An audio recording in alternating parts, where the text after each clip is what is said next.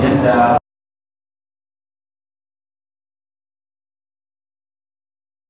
wata'ala ya ci gaba da cewa a faɗaɓɓa'una ayyukan yushaku wa kana fariqun minhum yasma'una kalama Allah thumma yuharrifunahu min ba'di ma ya'lamun.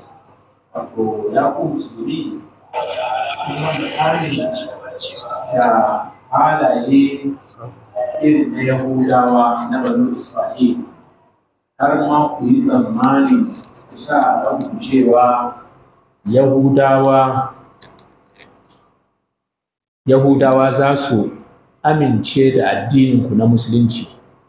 Addinin Musulunci wanda aka saukar wa manzon Allah sallallahu Alaihi wasallam, wato Allah yana nuna wa mu'minai musulmi cewa shin har yanzu duk da wannan abubuwa da Yahudawa suke yi da zuciyansu da wayannan fitintunu da abubuwan nan da suke yi gaba ɗaya har yanzu ku kuna ganin kun sa a ranku cewa wayannan banu Isra'il za su bi addinin ku ne, kuma ya kasance waqad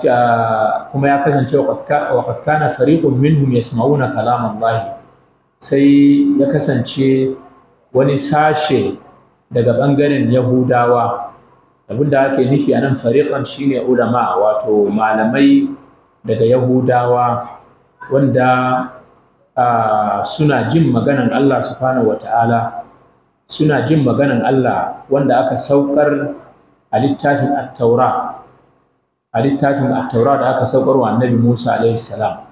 Sa'annan kuma wayannan malaman sai suka yi ƙarya, suka canza duk wasu ayoyi wanda Allah ya saukar a wannan littafi na taura, sun canza su bayan sun fahimci gaskiya a cikin wannan littafi, suka caccanza komai da komai, suka canza maganan Allah subhanahu wata'ala da gangan da kuma ƙarya.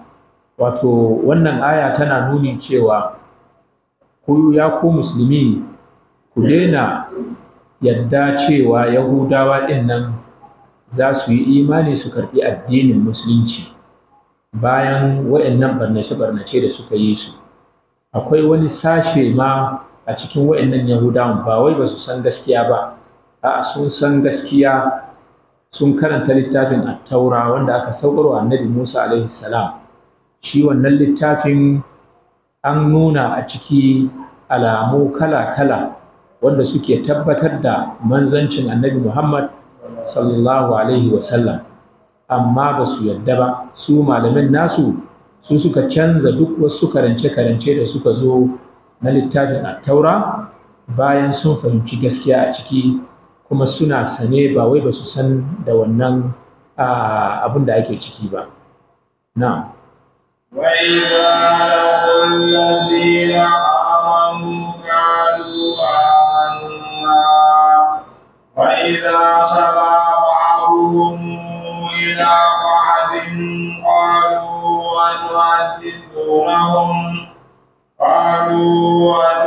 أَتُحَدِّثُونَهُم بِمَا فَتَحَ اللَّهُ عَلَيْكُمْ لِيُحَاجُّوكُم بِهِ عِندَ رَبِّكُمْ أَفَلَا تَعْقِلُونَ.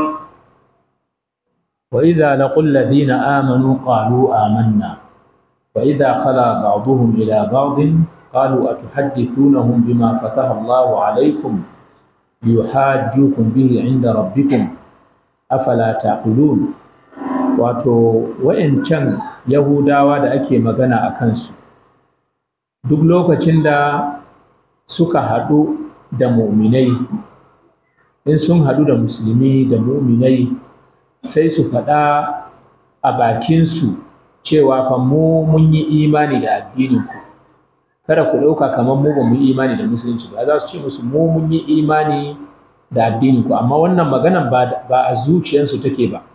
Za su faɗa ne saboda musulmai su ce to alhamdulillah Yahudawa su ma sun yarda da addininmu, kuma sun yarda da annabcin manzo Muhammad sallallahu alaihi wasallam. To idan suka haɗu da musulmi sai su ce muku mu mun yi imani da addininku, amma ba a zuciyarsu, wannan maganan ba a zuciyarsu yake fita ba. a harshensu ne suke faɗan wannan, sai su ce mu mun yarda da addininku wanda littafinmu na attaura ya yi bishara da shi. Kuma wannan magana haka take, littafin attaura ya yi bishara da zuwan annabi Muhammad sallallahu alaihi wasallam, kuma yana nan a littattafan. To wayannan malamansu sun san wannan ɗin, amma idan suka samu musulmi su ce ai mun yi imani da annabi Muhammad sallallahu alaihi wasallam, mun yi imani da addinin ku na musulunci wanda dama littafin attaura ya yi bishara akan zuwan shi annabi Muhammad sallallahu alaihi wasallam. Amma wannan maganan akwai munafirci a ciki, a bakinsu ne kawai suke fada, a zuciyan kuma ba haka bane. Idan kuma suka haɗu da 'yan uwansu munafikai daga Yahudawan, sai su gaya musu cewa ku fa kuna da kuskure, me yasa kuke gaya wa musulmi sirrin abin da ya zo a cikin littafinmu na Injila? Saboda idan kuna gaya musu sirrin abin da yana littafi, to fa ranar tashin alkiyama za su gaya wa Allah cewa ai ga Yahudawa nan su da kansu sun shaida cewa addinin musulunci gaskiya ne, annabi Muhammad sallallahu alaihi wasallam gaskiya ne, kuma ya zo cikin littattafansu, amma su Yahudawan kuma suna ɓoyewa saboda girman kai. To shine suke gaya wa 'yan uwansu cewa idan kun same su kawai ku ce musu mun yi imani, amma idan su sun haɗu tsakaninsu sai su ce ku daina gaya wa musulmi sirrin abin da ya zo cikin littafinmu na taura, saboda idan kuna gaya musu cewa akwai bishara na zuwan manzon Allah sallallahu alaihi wasallam annabi Muhammad, kuma akwai bisharan alkur'ani, to wayannan musulmai fa ranar tashin alkiyama za su kafa muku hujja a gaban Allah cewa Yahudawa fa sun yarda da addinin musulunci amma ba su musulunta ba. Wato wannan yana daga cikin wauta irin na Yahudawa. To sun mai da Allah subhanahu wataala kaman halittansa.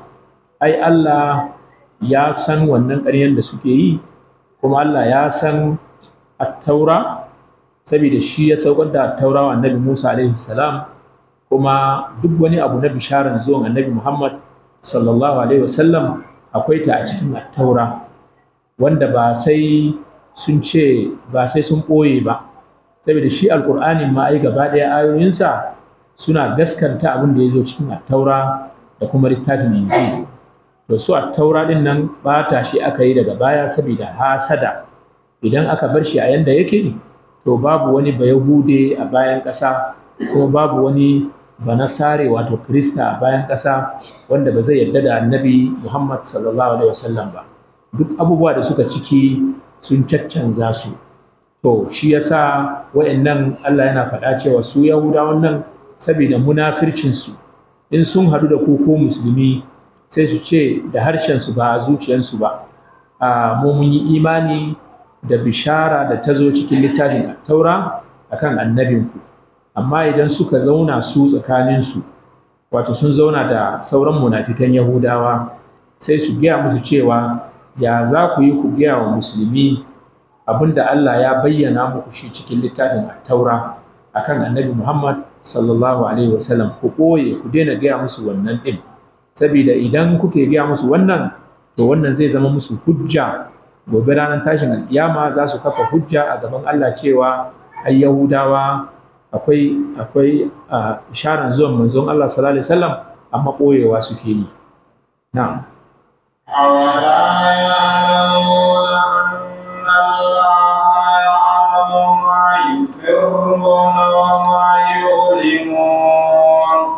أولا يعلمون أن الله يعلم ما يسرون وما يعلنون. Wato shin ba su sani bane cewa Allah yana sane da dukkan abinda suke ɓoyewa da kuma abinda suke bayyanawa.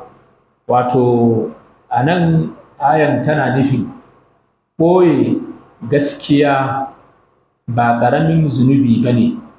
Idan ka san gaskiya, to yana da kyau ka faɗe ta ba tare da ka ji tsoron mutane ba, ko kuma kana jin tsoron idonsu.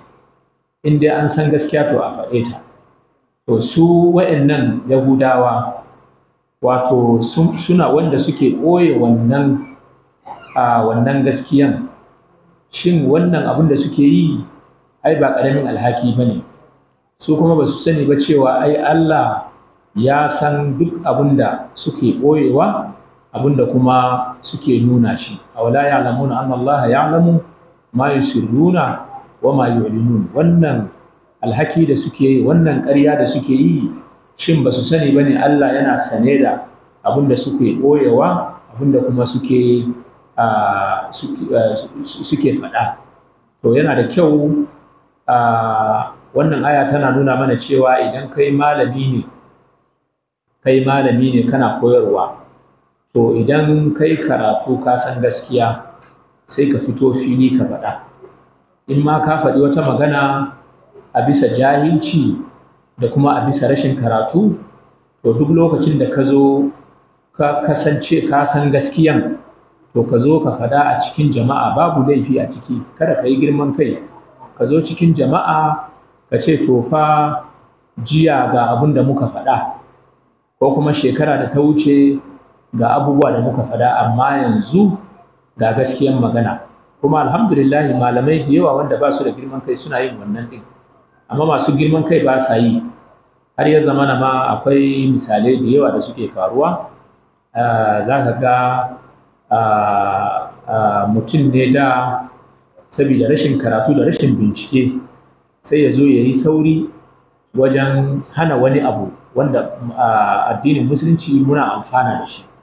Yanzu misali kamar carbi ɗin nan da ake rikewa ana addu'a, kaga wasu suna cewa babu kyau, bid'a ne, annabi bai rike ba, sahabbai ba su rike ba da sauransu.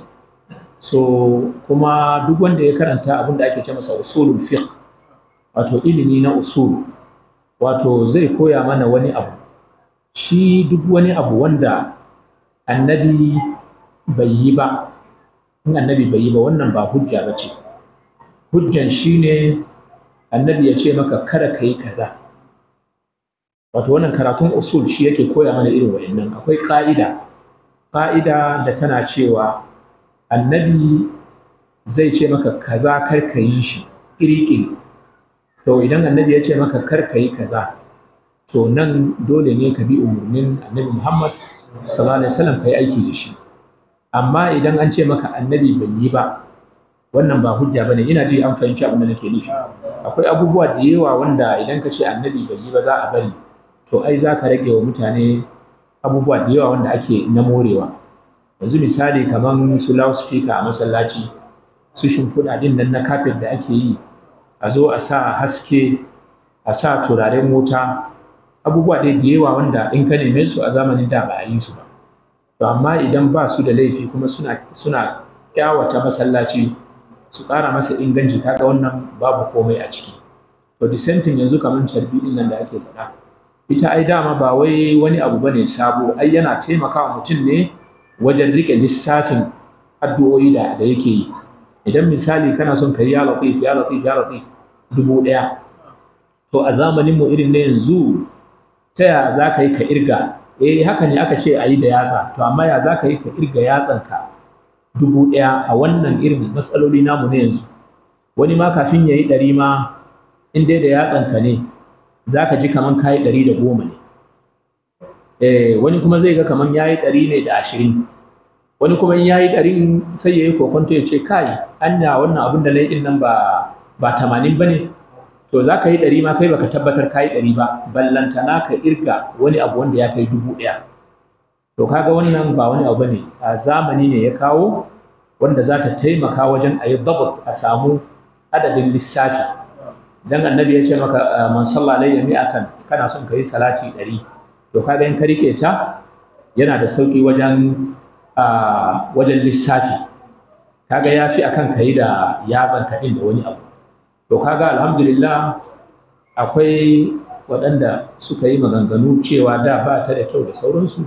To daga baya da aka yi bincike aka zo aka sami cewa fa a'a, shi babu laifi ka rike saboda za ta taimaka maka wajen lissafi.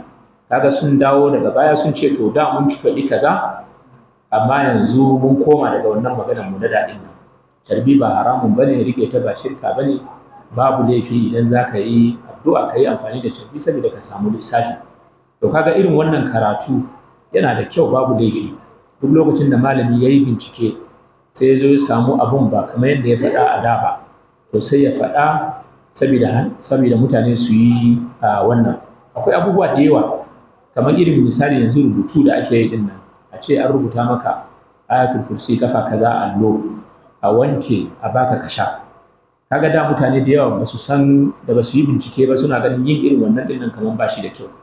To amma daga baya da suka yi bincike suka zo suka fahimci cewa fa magabata da yawa da sun yi amfani da irin waɗannan abubuwa, har ma manyan malamai da aka kafa hujja da su cewa abubuwan nan babu laifi a ciki, kamar su Sheikhul Islam Ibn Taymiyyah da sauransu. Kaga an zo an yi bincike har an samu cewa akwai lokacin da wani ma ya rubuta wata aya haka akan wani wanda yana da ciwon kai sosai, ya rubuta masa saboda ciwon kai ya bar shi. Kaga da aka yi karatu sai aka zo aka gano cewa akwai irin wayannan abubuwan nan, kuma alhamdulillah an zo an janye irin wannan fatawa da take hana yin irin wayannan abubuwa. To babu laifi idan mutum ya yi karatu ya zo ya gane abinda zai gyara, to yana iya faɗa saboda a samu mutane su amfana. wallahu a'lam. Na'am. أميون لا يعلمون الكتاب إلا أماني وإن هم إلا يظنون.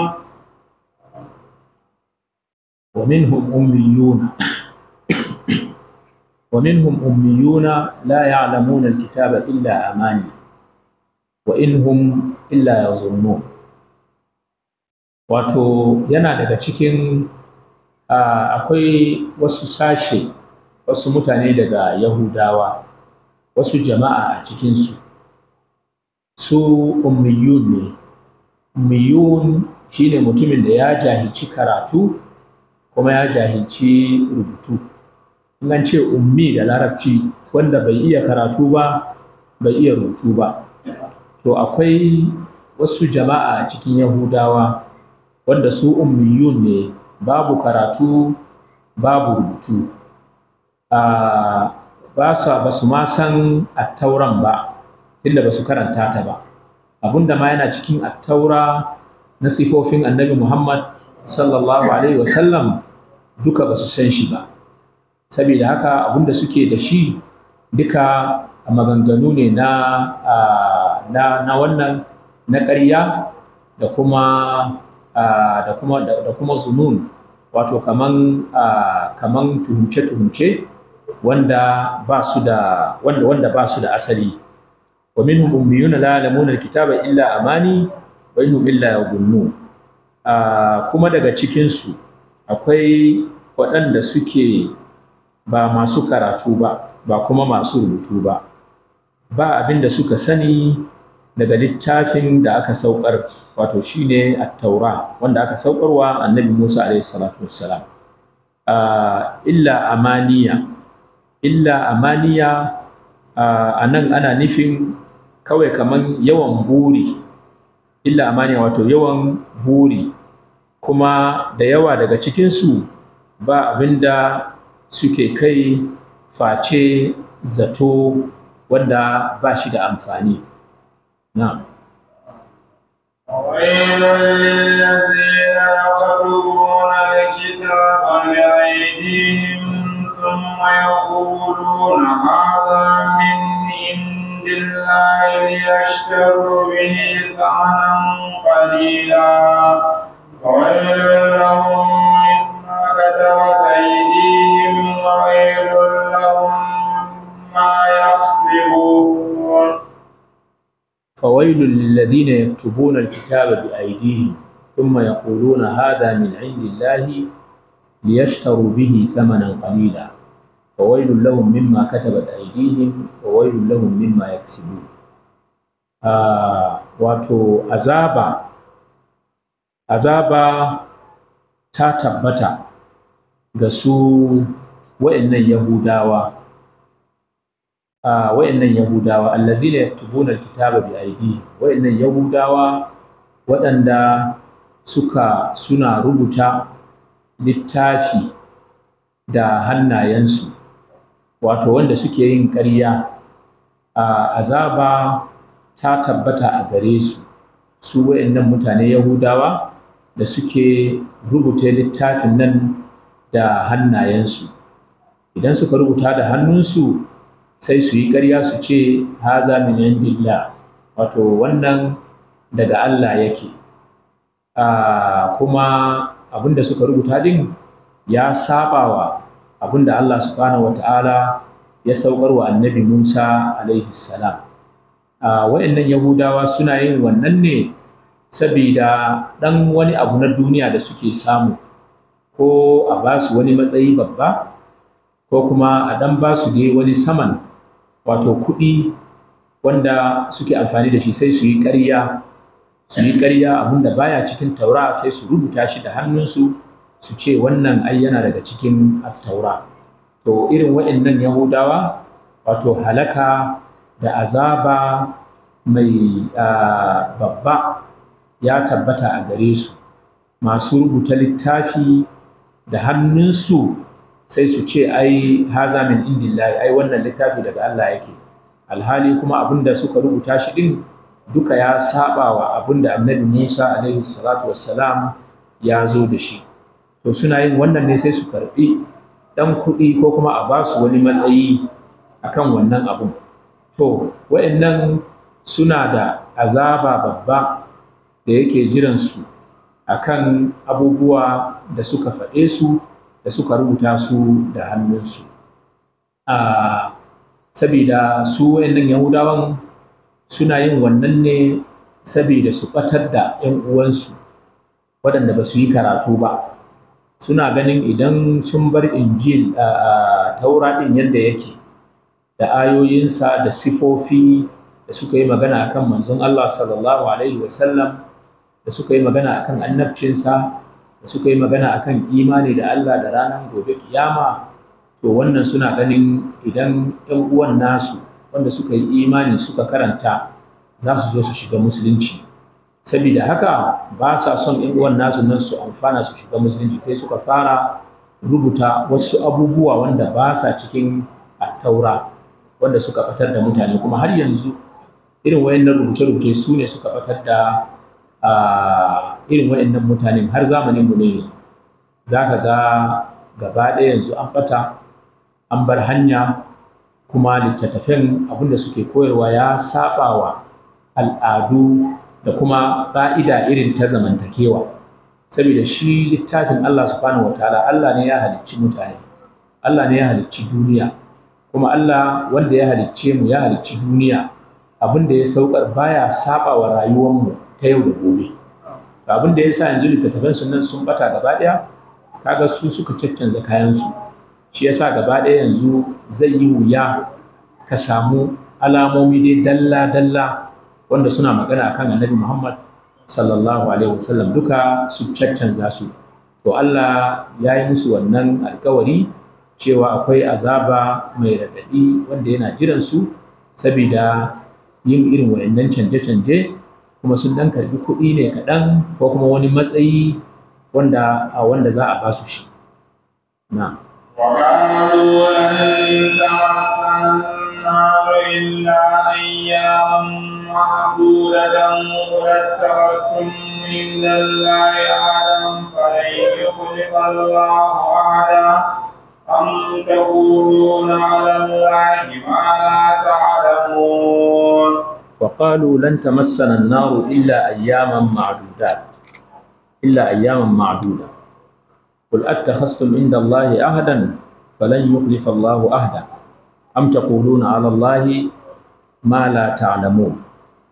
wato sai suka ji gaba da cewa wa qalu lan tamassana an-nar illa ayyaman ma'dudat, wato su Yahudawa banu Isra'il sai suka ce ai abubuwan nan da suke yi na ƙarya da canza littafin Allah da canza maganganun attaura su sun sani cewa wannan abin da suke ɗin nan ba daidai ba ne, kuma Allah subhanahu wataala yana sane da wannan, kuma Allah zai kama su ya musu hukunci ranar gobe kiyama, duka sun san wannan ɗin, amma saboda ɓatan basira da kuma jin kai sai suka ce lan tusibana nara, wato wuta, wa qalu lan tamassana nara illa ayyaman ma'dudat ko wa qalu lan tamassana naru illa ayyaman ma'duda, wato sun ce wuta din nan fa ba za ta cinye mu ba, Allah ba zai azabtar da mu ba ranar gobe kiyama sai kwanaki kaɗan. Lalle sun yarda cewa za a musu azaba, amma za a musu azaba ne cikin kwanaki kaɗan wanda za ka iya irga su da hannunka. Wato su kamar sun yarda kenan cewa azaban nan yana jiransu, amma ba za su daɗe a wuta ba. To kaga tunani irin wannan in dai ba na kafiri ba, azaban in dai an ce azaban Allah ka auna azaban ya take, kaga fa an ce wutan jahannaman nan ana cewa da za ka auna zafinta da zafin wuta irin namu na duniya, to wutanmu na duniya ba za ta wuce kamar hayaƙin wancan wutan ba, kamar hayaƙi ne, kaga wutanmu ba ta ma kai wani zafi ba. To ka ƙaddara ma a ce mutum za a azabtar da shi kwanaki, to kai ka san irin azaban ne da za a samu a cikin kwanakin, ballantana ka ce a'a babu laifi bari in yi, in ma za a yi min azaba ne kwanaki 2-3, ai ba azaba bane irin namu na duniya nan. To kaga su Yahudawa sun ce ai Allah ba zai azabtar da mu ba sai kwanaki ma'duda. To sai Allah subhanahu wata'ala ya gaya wa annabi Muhammad sallallahu alaihi wasallam cewa ya gaya musu wannan zato nasu da kuma wannan tunanin nasu akwai wani alkawari ne da suka yi da Allah subhanahu wata'ala cewa Allah ba zai azabtar da su ba sai kwanaki kaɗan, kuma Allah ba zai saba wannan alkawarin ba. Ya aka yi, bal innakum taquluna ala Allahi ma la ta'maluna bi iftira'ikum bil kadhib. Lalle fa ka gaya musu duk wannan abin da kuke yi din nan kuna faɗa ne wa Allah subhanahu wata'ala, kuna masa ƙarya. Allah bai taɓa yin alkawari da ku cewa zai azabtar da ku kwanaki kaza, sa'annan kuma zai cire ku ya sa ku a aljanna bayan wannan azaban nan. Allah ya gaya manzon Allah sallallahu alaihi wasallam ya gaya wa Yahudawa wannan din. Na. من كسب سيئة وأحاطت به خطيئته فأولئك أصحاب النار هم فيها خالدون. بلى من كسب سيئة وأحاطت به خطيئته فأولئك أصحاب النار هم فيها خالدون. wato annabi alaihi salatu wassalam Allah yana gaya masa cewa shi wannan abin da suke faɗa din nan a'a ba haka bane, duk wani wanda ya yi alhaki, ya yi wani abu wanda ya kai shi kafirci, kamar canza maganganu na attaura, mutum ya canza abin da Allah ya faɗa saboda duniya ko kuma saboda ya samu wani makami, to wannan zunubansa lalle zunubansa za su halaka shi. Kuma mai yin wannan ɗin inda ba kafiri da mushriki ba wanda zai yi irin wa'annan abubuwa. Fa ulaika humul mushrikuna wal kuffar, su wa'annan masu yin wannan, masu canza maganan Allah subhanahu wataala, to lalle su ne mushrikai, su ne kuma kafirai wayanda suna nan a cikin jahannama, ba maganan za su fita, suna nan Allah zai azabtar da su a ciki. Wannan ayan tana raddi ne wa maganan su cewa za a azabtar da su kwanaki kaɗan sai kuma a fitar da su a kai su aljanna. Na'am. والذين آمنوا وعملوا الصالحات أولئك أصحاب الجنة هم فيها خالدون. والذين آمنوا وعملوا الصالحات أولئك أصحاب الجنة هم فيها خالدون.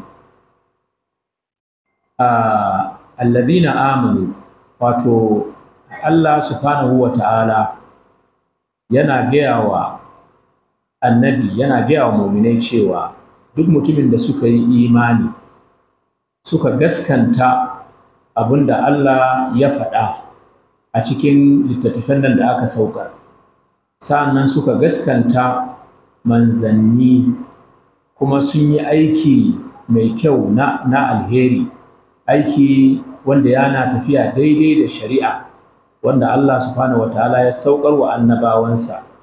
To wa'annan wanda suka yi wannan aiki su ne wanda za su shiga aljanna kuma suna nan a ciki, za su ji daɗin zaman wannan aljannan nan wanda Allah ya tanadawa wanda suka ji tsoron Allah, ba wanda ya zo ya caccanza abinda Allah subhanahu wataala ya saukar ba, kamar yadda suka faɗa cewa za a sa su a wuta ɗan kwanaki kuma sai a fitar da su a sa su a wannan. To a nan akwai su, yana daga cikin al'adar Yahudawa, lokacin da manzon Allah sallallahu alaihi wasallam ya shiga wato wani gari ana ce mata Khaibar. Ita Khaibar wani gari ne yana can kusa da Madina, wanda gari ne na Yahudawa. To lokacin da manzon Allah sallallahu alaihi wasallam ya shiga da tawagansa suka ci garin, sai ya ce sai Yahudawan saboda munafircinsu sai suka gasa akuya, naman akuya, sai suka sa sunmu a dafi ne ko suka sa poison kaman guba, sun sa guba a ciki wai saboda manzon Allah sallallahu alaihi wasallam ya ci kuma ya mutu. To shi kuma annabin Allah, Allah subhanahu wataala yana masa wahayi, duk wani abin da zai cutar da shi Allah subhanahu wataala yana nuna masa. To sai suka kawo wannan akuyan, gasasshen akuya, don su nuna annabi kamar su suna da alaka da annabi kuma ba su da matsala da zaman annabi alaihi salatu wasalam tare da su. To da suka kawo wannan akuyan nan sai aka ajiye ta a gaban annabi, sai annabi ya ce a kira masa Yahudawan nan duka a kira su zo. To da ya kira su, da suka zo sai ya tambaye su, ya ce musu don Allah dan annabi zan tambaye ku tsakaninku da Allah da annabi, kar ku mun ƙarya, ba na son ku mun ƙarya, ku gaya mun gaskiya, ku wannan ƙabilan nan waye ne kakanku, wato mene sunan babanku, wato jet ɗinku, wato kakanku kenan, wannan ƙabilan nan na Khaibar ɗin nan. Sai suka gaya wa annabi, suka yi ƙarya, sai suka gaya masa sunan wani wanda ba shi ne kakansu na asalin ba.